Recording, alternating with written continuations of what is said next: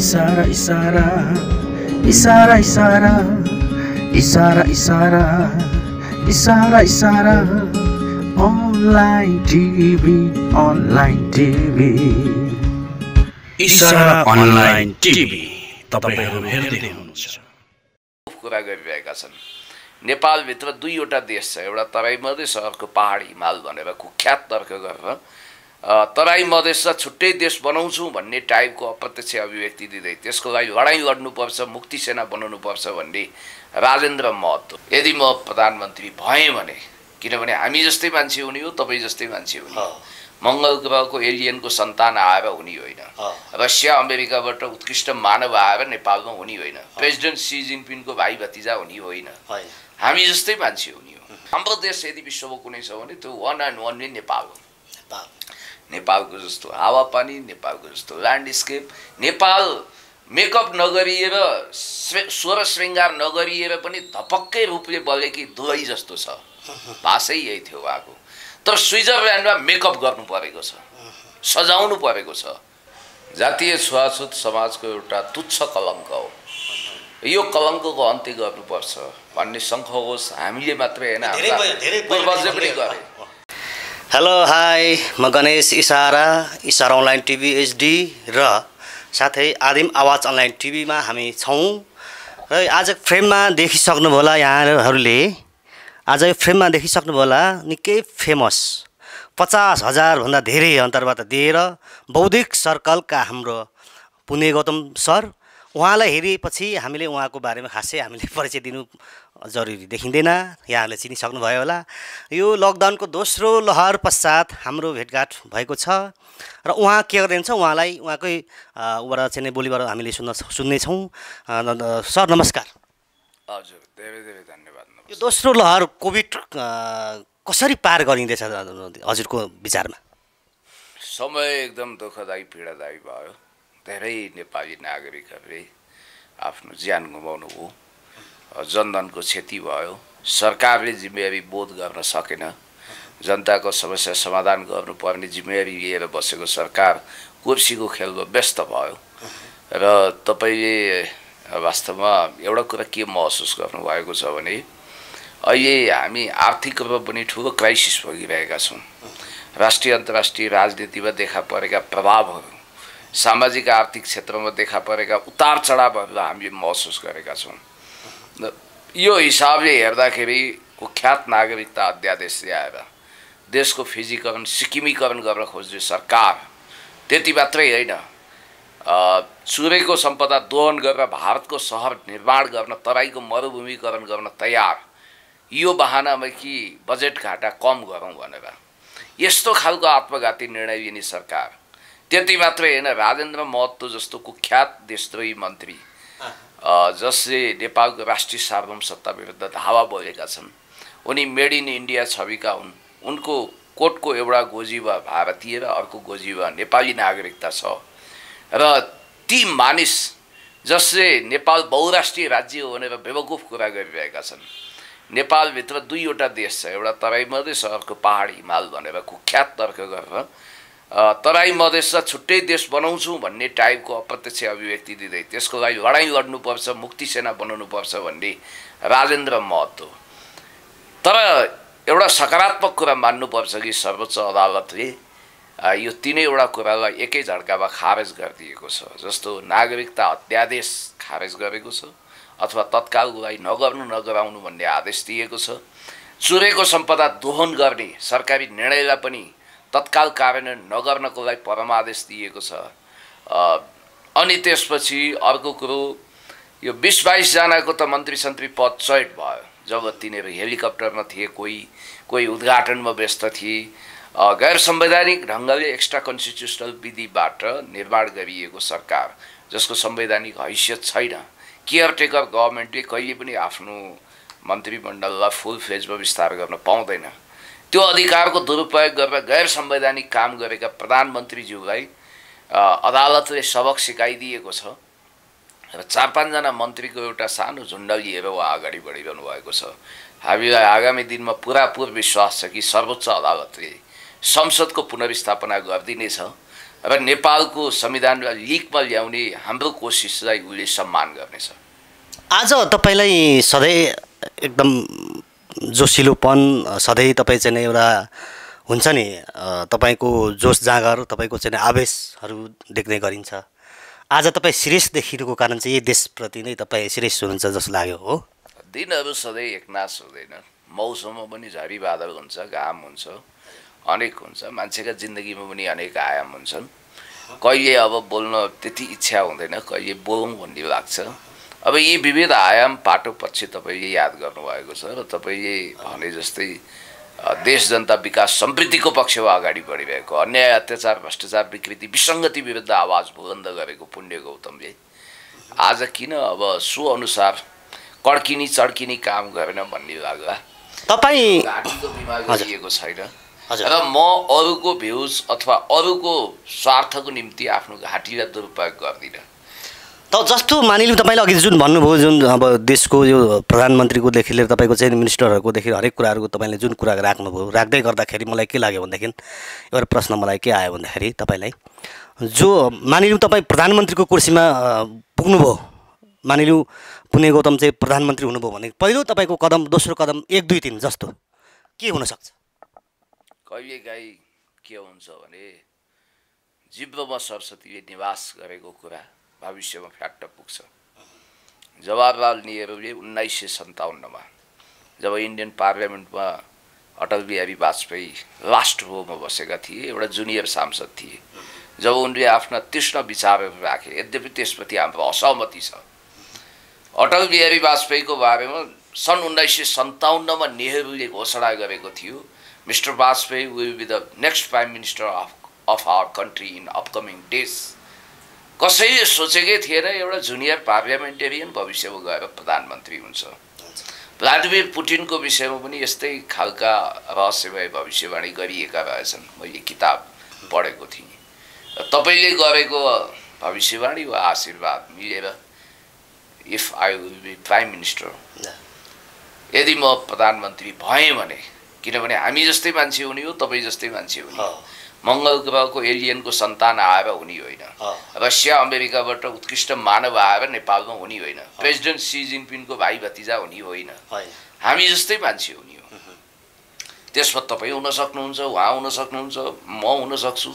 तर तपाईँले जसरी सायद निर्दोष भावनाका साथ जिब्रोमा सरस्वती बसेको बेला यो कुरा भन्नुभएको हो भने यो सपना साकार होस्। त मलाई चाहिँ के लाग्छ भने अहिले हाइपोथेटिकल कुरा गर्नु हुँदैन। म त्यति धेरै एम्बिसियस छैन, धेरै महत्त्वकांक्षी मान्छे होइन, तर हर किसिमको जिम्मेवारी म वहन गर्न तयार छु र त्यो योग्यता क्षमता पनि मैले राख्छु। मलाई लाग्छ यो सुन्दा मान्छेलाई अनौठो लाग्छ, सानातिना कामहरू गरिएका छैनन्, ठुला गफ गराइएका छन्। जस्तो एकजना डक्टरले भन्नुहुन्थ्यो, म त पिएचडी वाला पढेँ, उहाँ चाहिँ मेडिकल डक्टर पढ्नुभयो। उहाँले भन्नुहुन्थ्यो अधिकांश रोगको कारण चाहिँ काठमाडौँ अथवा सहरी क्षेत्रमा यो शौचालय टाइममा नजानाले हुन्छ। शौचालय मान्छे किन जाँदैनन्? शौचालय पर्याप्त छैन। तपाईँले याद गर्नु, हजुर, काठमाडौँमा जति पनि शौचालयहरू, बाथरुम, वासरुम भन्नुहोस्, जे भन्नुहोस्, त्यो एभाइलेबल छ, त्यो पब्लिक प्लेसमा कम छ। अनि मानिसहरू पैसा तिरेर कतिपय शौच गर्न सक्दैनन्। मैले तपाईँलाई यति कुरा भनौँ कि ग्रामीणदेखि सहरी क्षेत्रमा हजारौँ हजार निःशुल्क शौचालयको व्यवस्था गर्छु। हजुर, म पहिलो कुरो त्यो सुन्दा अचम्म लाग्छ तपाईँलाई। अधिकांश रोगको कारणै पानी टाइममा नखाने, आहार विहार टाइममा नखाने र शौचालय ठिक ढङ्गले नगर्ने, यो रोगको मेन कारण हो। तपाईँ यो गाँठी कारण तपाईँ स्वास्थ्य विज्ञानमा जानुहोस्। त्यो भयो भने अहिले काठमाडौँमा हेर्नु न, जस्तो सरकारले शौचालय, सरकारी शौचालय त हेरिन सक्नुहुन्छ, गन्दा छ, त्यसलाई व्यवस्थित बनाइदिनुहोस्, बजेटमा व्यवस्था गर्नुहोस्।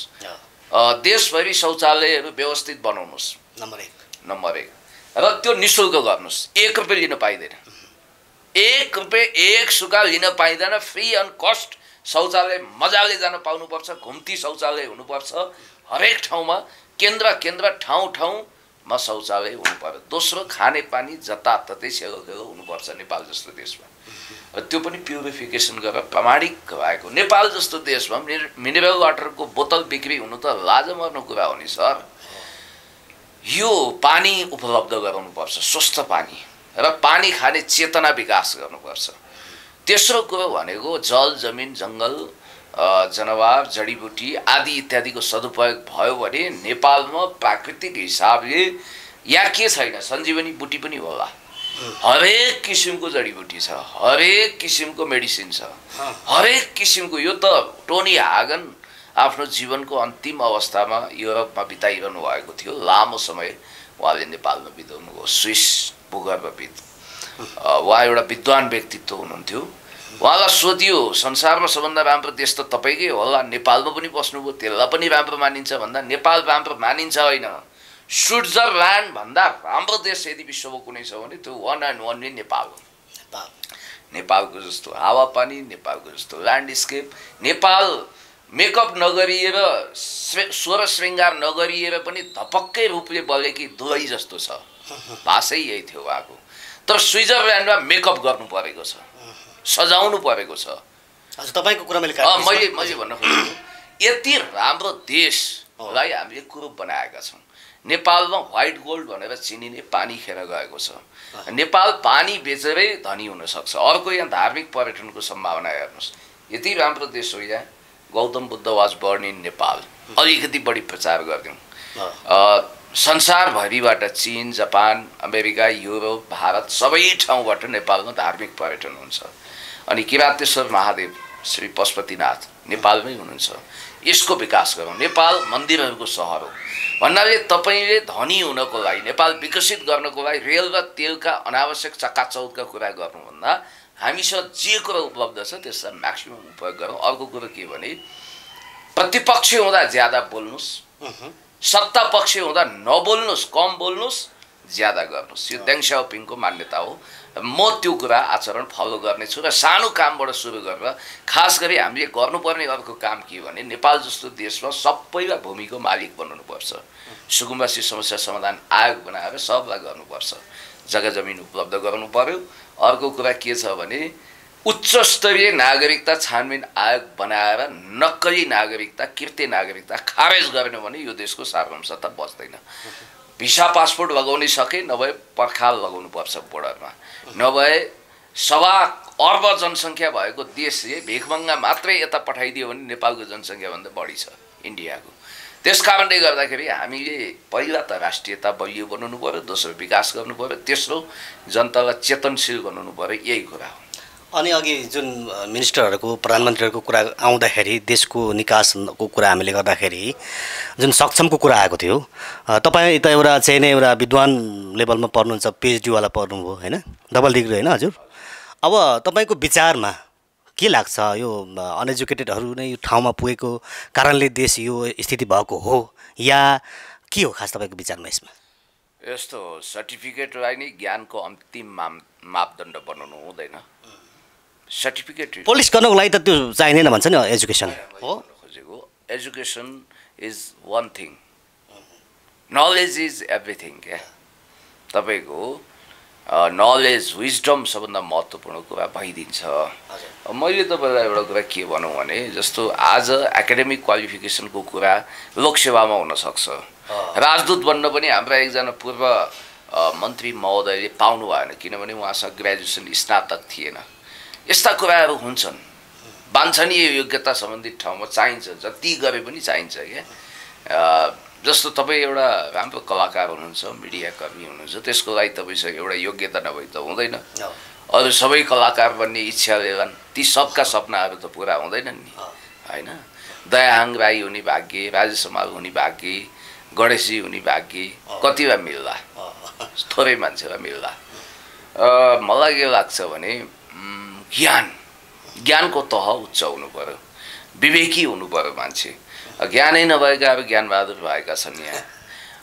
त्यस कारणले गर्दाखेरि ज्ञान भन्नाले के हो भने किताबको नलेजलाई, बुकिस नलेजलाई किताबदेखि किताबसम्म होइन। धमिराले पुस्तक खाए जस्तै ग्रन्थहरू खाने होइन। तपाईँले त्यसलाई व्यवहारमा अनुवाद गर्नुपर्छ, व्यवहारवादी बन्नुपर्छ, अरूको दुःख मार्ग बुझ्नुपर्छ। नेपालमा समस्या के हो भने जोसँग ज्ञान छ त्योसँग शिक्षा भएन, जोसँग शिक्षा छ त्योसँग कहिलेकाहीँ ज्ञानको कमी देखिन्छ। ज्ञान र शिक्षा दुवै नभएका लम्पटहरू पुस्तकालयहरूको पनि कमी छैन। र नेपालको समस्या भनेको चाहिँ अनएजुकेटेड प्लस अज्ञानी मानिसहरू सत्ताको सेरोफेरोमा गएका छन्। प्राय राम्रा मान्छे पनि छन्, इमान्दार पनि छन्, तर त्यो अल्पसङ्ख्यामा छन् र तिनीहरू प्रमुख भूमिकामा छैनन्। अहिलेको प्रधानमन्त्रीदेखि यो इर्दागिर्दामा घुम्ने टिम नै हेर्नुहोस् कस्तो छ, तपाईँले देखिहाल्नुहुन्छ। त्यसकारण हाम्रो समस्या भनेको चाहिँ खराब नेतृत्व हो। देश सुन्दर छ, असल छ, नागरिकहरूलाई पथभ्रष्ट बनाउन कोसिस गरिएको छ।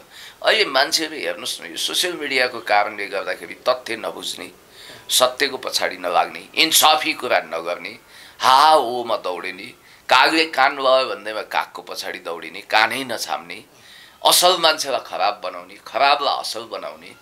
अब म जिन्दगीभरि व्यक्तिगतमा अब हातले पाएको जातले पाएको हातले खाएको भन्छ, सगुन पनि हो, औषधि पनि हो। मदिरा सेवन गर्नुमा मैले अन्यथा भनेको छैन, तर त्यो खाएर डाउन हुनु भएन भन्ने हो। त व्यक्तिगत भयो जस्तो एकछिनको लागि म कहिल्यै चिया खान्न अनि मलाई चाहिँ सधैँ चिया खान्छ भन्यो भने त्यो नराम्रो हुन्छ। मैले उदाहरण दिएँ होइन। त्यस अनि मलाई त जाँड बक्सी चुरोट बिडी खैनी सुपारी पान गाजा भाङ म केही खान्न, तर पनि यसले टन्न खान्छ भनिदिन्छन्। अब गर्ने हत्या, लुट, अपहरण, गुण्डागर्दी, जाली काम, माओवादी, आवारागर्दी गर्ने मान्छे नै सांसद हुन्थ्यो। झन्डै आजभन्दा 8-10 वर्ष अगाडिसम्म त्यो चलन थियो र अहिले पनि कतिपय छ। हामी चाहिँ त्यस्ता कुख्यात अपराधीहरूलाई ल्याएर पुरस्कृत गर्छौँ। यो देशको विडम्बना भन्छु म होइन। र हामीले वास्तवमा 2067 सालमा ज्यान मुद्दाको कसुरमा पक्राउ परेका एकजना गुण्डा नाइकले आज प्रदेशको मन्त्री छन्। योभन्दा ठुलो विडम्बना के हुन सक्छ? कानुनको धजिया उडेको छ। हामी जस्तो मभन्दा धेरै राम्रा असल इमान्दार पनि हुनुहुन्छ, उहाँहरूलाई मौका दिउँ बरु। म मेरो पनि दाबी गर्छु, तर हामी जस्तो योग्यतम मान्छे यहाँ संसदमा नहुनु, मन्त्रीमण्डलमा नहुनु, अनि 2 कौडीका औकात भएका गुण्डाहरू जसको न कुनै योग्यता छ न क्षमता छ, इमान्दारिता त भसकै छैन, र ज्यान मार्ने उद्योग भनेर फौजदारी केस चलेका मान्छे समेत आज मन्त्री छन् भन्ने बित्तिकै तपाईँ याद गर्नुहोस् हामी कतातिर फर्किँदैछौँ। त्यसैले यो लोकतन्त्रप्रति विश्वास बढाउने हो, गणतन्त्रप्रति जनताको अपनत्व फिल गराउने हो भने right man in right place, अर्थात् उपयुक्त मान्छे उपयुक्त ठाउँमा हुनुपर्छ। हाम्रो संविधानको एउटा ब्युटी के हो भने हामीले सबै जाति, भाषा, धर्म, लिङ्ग, भेष, वर्ण सबैलाई समेटेका छौँ। आदिवासी जनजाति, दलित, महिला, सीमान्तकृत, मुस्लिम, बाहुन, छेत्री, दशनामी, मधेसी अथवा मुस्लिम, अल्पसङ्ख्यक सबैलाई समेटेर इन्द्रेणीमय संविधान हामीले बनाएका छौँ। अमेरिकामा हिलरी क्लिन्टन राष्ट्रपति नहुनुको एकमात्र कारण भनेको सी इज द फिमेल, उनी महिला थिइन्। त्यसैले मस्त मौलाना हरफन मौला बिन्दास टाइपको डोनाल्ड ट्रम्पले चुनाव जिते। हाम्रो देशमा त हामीले महिलालाई राष्ट्रपति स्वीकार गरिसकेका छौँ, मधेसी प्रधानमन्त्री भइसक्नुभयो। भोलि कुनै आदिवासी जनजातिको बच्चा यो देशको प्राइम मिनिस्टर हुनसक्छ। यो it will be better for our country, I think so. त्यस कारणले गर्दाखेरि यी सब कुराहरूको पछाडि लोकतन्त्रको देन छ। अब लोकतन्त्रप्रति विश्वास कसरी बढाउने भन्दा लोकतन्त्रमा योग्यतम मान्छेहरूले शासन गर्ने, अयोग्य मान्छेहरू भनेको शासितै हुने हो। त्यसकारण यी कुराहरू मेन्टेन गरेर जानुपर्छ। तपाईँ आज भन्न मिल्छ तपाईँ पनि कुनै पार्टीमा आबद्ध हुनुहुन्छ भने? एकदमै। कुन पार्टीमा आबद्ध म हुनुहुन्छ? नेकपा एमालेमा छु। अनि तपाईँकै पार्टी सरकारमा छ, तपाईँको पार्टी सरकारमा हुँदा पनि तपाईँले प्रहरीले गिरफ्तार गरेको पनि देखिया छ, के हो खासियत? त्यही त दुःखको कुरा छ। निगरानी बढाउनु पर्ने, गिरफ्तार गर्नुपर्ने मान्छे हामी जस्ता सज्जन कि दुर्जन? नेकपा एमालेमा कुन प्यानल भन्ने भयो? प्यानल एकदम बुझेकै कुरा। म सामान्य पूर्व प्रधानमन्त्री कमरेड माधव कुमार नेपालको विचार समूहसँग आबद्ध छु र त्यहाँ दृढतापूर्वक उभिएको छु। नेकपा एमालेलाई एक ढिक्का बनाउनुपर्छ। अब प्रधानमन्त्री को होला तपाईँको विचारमा? होइन, संसद पुनर्स्थापना भइसकेपछि त अब संसदै पुनर्स्थापना भएन, नयाँ खेल चल्यो भने त नजाने खेलबाज बेगमी 2 को अवतारमा न सौवेन्द्र शमशेर आउने हो, कसलाई के थाहा प्रधान न्यायाधीश। तर त्यतिसम्मको फार सोचाइ नराखौँ। राजा पनि फर्किने हल्ला छ नि, के छ दाइ यसमा? फजल हल्ला हो। फर्किन्छ होला। नेपालमा आदिवासी जनजाति, दलित, महिला, सीमान्तकृत, मुस्लिम सबैको अधिकार लुटेर एकल वंशीय वर्चस्व स्थापित गर्न अब सम्भव छैन। आफ्नो कारणले जनतामा अलोकप्रिय भएर समाप्त भएको राजतन्त्र उही पुराना दिनहरू अतीत गनेर बस्न सक्छ। भने जनताले कतिले भन्ने गरेका छन् कि विथ डेमोक्रेसी राजा चाहियो भने त्यो कतिपय मण्डलीहरूले सहरमा बुद्धि विकास गरेका हुन्, गाउँमा यस्तो कुनै भनाइ छैन, बाहिर कुनै यस्ता खालका आवाजहरू सुनिएको छैन। छिटपुट रूपमा असन्तुष्टि उच्छ्वासहरू पोखिन्छन्। त्यो सिस्टममा लुट्न परिदिएका सामन्ती तन्त्रका कलपुर्जाहरू अहिले आवारा भएका छन्, चुनाव जित्न सक्दैनन्, जनताको बिचमा अनुमोदित हुन सक्दैनन् र तिनीहरूको हिंताबोध र कुण्ठाले गर्दा बेला बेलामा मिडियामा बर्बराउने गर्छन् र टिके हुन पाऊँ, जननिर्वाचित हुने हैसियत छैन, राम्रो पढाइ लेखाइ छैन, समाजमा स्वीकृत जमात होइन, त्यो एक प्रकारको खल्ली बल्ली फ्रस्ट्रेटेड जमात हो। त्यसकारण त्यो अतीतमुखी जमातको कुनै अर्थ छैन। यही सङ्घीय लोकतान्त्रिक गणतन्त्रलाई नै स्थापित गरेर अब हामी प्रसङ्ग अलिकति बदलौँ। हुन त पोलिटिक्स नै होला हुनसक्छ। छुवाछुतको कुरा आएको छ, अहिले निकै भाइरल भएको छ। रूपा सुनार र तपाईँको सरस्वती प्रधान, हजुर, उहाँहरूको बारेमा के छ तपाईँको तपाईँको विचार के छ? चलिरहेको न्युज तपाईँलाई यो यो यसरी भइरहेछ भनेर भनिरहनु पर्ने अवस्था छैन, सबैलाई थाहा जानकारी भएको कुरा भएकोले गर्दा यहाँलाई त जानकारी हुनसक्छ। के छ यस बारेमा तपाईँको भनाइ के छ? उहाँहरूको यो जातिको छुवाछुतको भेदभावको चाहिँ के कहिलेसम्म यो रहन्छ होला यो चाहिँ सिस्टम नेपालमा? जातीय छुवाछुत समाजको एउटा तुच्छ कलङ्क हो। यो कलङ्कको अन्त्य गर्नुपर्छ भन्ने सङ्ख होस्। हामीले मात्रै होइन, पूर्वजले पनि गरे। लक्ष्मीप्रसाद देवकोटा जस्तो महाकवि जस्तो व्यक्तित्वले पनि मानिस ठुलो दिलले हुन्छ, जातले हुँदैन भन्नुभयो। जन्मजात कोही ठुलो वा सानो हुने एउटा परम्परा जो छ त्यो वास्तवमा गलत कुरा हो। कोही पनि मान्छे जन्मको आधारमा ठुलो हुन पाउनु, त्यही राजतन्त्रको सबभन्दा ठुलो हानि नोक्सानी नै त्यो फ्यामिलीमा जन्मिएको ट्यापे गजडी मुन्द्रे हरेक किसिमको आवारा गर्दी गर्ने पारस जस्ता मान्छे पनि राजा चुनिन पाउनुपर्छ त्यहाँ। त हामीले त्यो सिस्टमको अन्त्य गरेर आएका छौँ। त्यसकारण आज देशमा समावेशी प्रजातन्त्रको अभ्यास भएको छ, संविधानले इम्पावर गरेको छ। 2067 यो देशलाई जातीय छुवाछुत मुक्त देश घोषणा गरिएको छ। मुलुकी ऐन 2020ले जातीय छुवाछुतलाई अन्त्य गरेको छ र यो एउटा वर्जित अपराधको कोटीमा हेरिएको छ। अहिले आएर के महसुस हुन्छ भने नेवार जाति भर्सेस दलित शिल्पीलाई जुधाउने एक खालको कन्स्पिरेसी त होइन भन्ने महसुस भएको छ। किनभने दुईजनाको मात्र भूमिका त हुन सक्छ जस्तो लाग्छ हो। शिल्पी समुदाय भनेर हामीले दलितलाई भन्छौँ, त्यो समुदायको राष्ट्र निर्माणमा ठुलो भूमिका छ। नेवार आफैमा जात मात्रै होइन, अनेक भाषिक समूह र जात समूहहरू त्यहाँ छ। त्यसकारण त्यो एउटा समुदाय हो, उसलाई पनि हामीले भयङ्कर सम्मान गर्नुपर्छ। हातमा हात काँधमा काँध मिलाएर अगाडि बढ्नुपर्ने दुई चेली सरस्वती प्रधान र रूपा बहिनीको बिचमा यस्तो खालको द्वन्द्व हुनु, तनाव हुनु राम्रो कुरो होइन। गाँड कोराको बुढी बराबर गर्नु भएन, मिलेर जानु पर्यो। युरोपियन युनियन, अमेरिकनहरू, पश्चिमा शक्तिले यसमा खेल्ने कोसिस गरिरहेका हुन्छन्। नेपालमा जाति जाति भाषा भाषा वर्ण लिङ्ग भेषको बिचमा काट्टो छिटो मचाएर the class of civilisation and remaking of old order लेख्ने स्यामुअल पी हन्टिङटनको सभ्यता र जातहरूको द्वन्द्व गराउनुपर्छ भन्ने कुख्यात फर्मुला यहाँ लागू गर्ने प्रयत्न हुनसक्छ। नेपाललाई अस्थिर बनाउन हामीले रुवान्डा बनाउनेवाला छैनौँ देशलाई। सन् 90 को दशकमा पल कागमेको नेतृत्वमा अहिले त धेरै राम्रो भएको छ। सन् 90 को दशकमा हुटु र तुटसी जुद्ध 10औं लाखको कतियाम भएको थियो। We have to be very careful. त्यसकारण म एकदम सर्टकटमा के भन्छु भने रूपा बहिनीलाई दावेदावन गर्नुहोस् र सरस्वती दिदीलाई पनि के भन्छु भने तपाईँको चेली हो रूपाजी, हिजो जे हो भुल्नुहोस्, ती कुराहरू सबै छोड्नुहोस्, अब नयाँ तरिकाले सोच्नुहोस्, मिलेर अगाडि बढ्नुहोस्। फेरि सरस्वती प्रधानले पनि मुद्दा जाहेर गर्नुभएको छ उहाँलाई।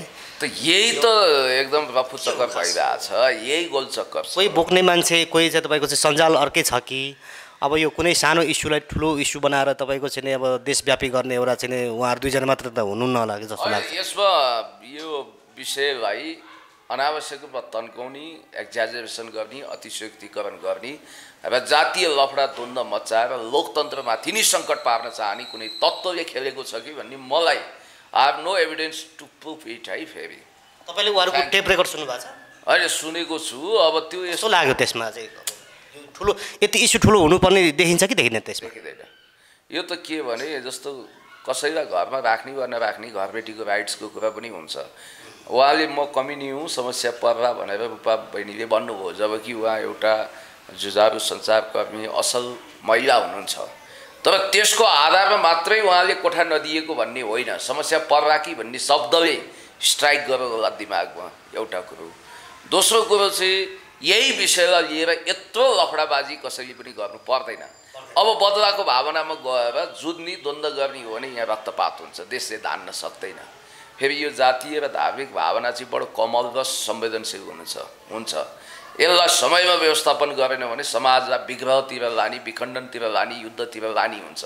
त्यसकारण होलमोलमा जिउ जोगाउनुहोस्, अनिकालमा बिउ जोगाउनुहोस्, मिलेर अगाडि बढ्नुहोस्, यही भन्छु। अन्तमा हामी छौँ। अब पुण्य गौतम यो देश नेपालको के हो को हो र यो समाजको के हो जस्तो लाग्छ तपाईँ आफूलाई आफ्नो परिचय दिँदाखेरि? मैले आफ्नो बारेमा यो देशको के हो र यो समाजको को हो? मैले आफूलाई ठुलो सेलिब्रिटी पनि सम्झिन्न होला। टिकटक, युट्युब, फेसबुकमा नम्बर 1 स्ट्याटस होला मेरो। तर मैले आफूलाई भीषण सेलिब्रिटी सम्झिन्न।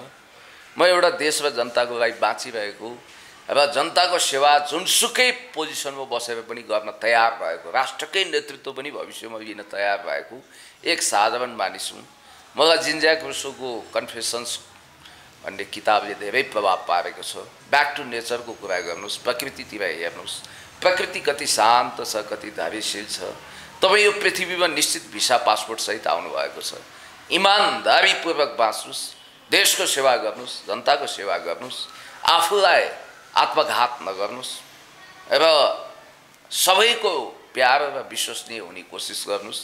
तर तपाईँले लोकप्रिय झुट नबोल्नुहोस्, अलोकप्रिय सत्य बोल्नुहोस्। भलै त्यो केही समय अप्रिय सुनिएला, तर त्यही कुरो स्थापित हुन्छ। एक्लो बृहस्पति बन्नुहोस्, तर भिडको बिचमा गएर अलोकप्रिय भाषण नदिनुहोस्, के अरे झुटो भाषण नदिनुहोस्। म यही भन्छु। र म एउटा साधारण मान्छे जसको नाम पुण्य गौतम, नामै काफी छ। तपाईँको कमेन्टहरू हेर्दै गर्नुहुन्छ गर्नुहुन्न कहिले? तपाईँको कमेन्टहरू कुनै नेगेटिभ पोजिटिभ के कुन हिसाबले लिनुहुन्छ? म हेर्दिनँ, मलाई फुर्सदै हुँदैन। कति इन्टरभ्यू थियो याद छ तपाईँलाई? यो इसारा अनलाइन टिभी यो तपाईँको 50,000 प्लस होला। यो अनलाइन टिभीहरूको कुनै याद छ 50%? हजुर, अनलाइन टिभीहरूको याद छ कुनै? तपाईँको त गिनिस अब तपाईँको एकदम ब्रेन क्याची ब्रेन हो भएको कारणले गर्दा कुनै याद छ? होइन, म त एकदमै कन्सियस मान्छे हुँ, डायरी लेख्छु, धेरै कुरा याद गर्छु। कति जति नामहरू यसो फटाफट भन्न सक्नुहुन्छ यो मिडियाहरूको? होइन, त्यो हाजिरी जवाब त्यो त कहाँ अब तपाईँ गिनिस बुकमा पनि नाम आउने कुरा छैन? हाजिरी जवाब यस्तो 50,000 भनेको त विभिन्न अब ट्रोल मेमे बनेको छ। त्यो त गुगलले दिएको इन्फर्मेसन हो मलाई। विभिन्न खालका ठग लाइफहरू, मेरो भिडियोको क्लिप्सहरू काटिएको छ, टिकटकका पनि त्यहाँ जोडिएको छ। यसो गर्दा 50,000 भनेको हो।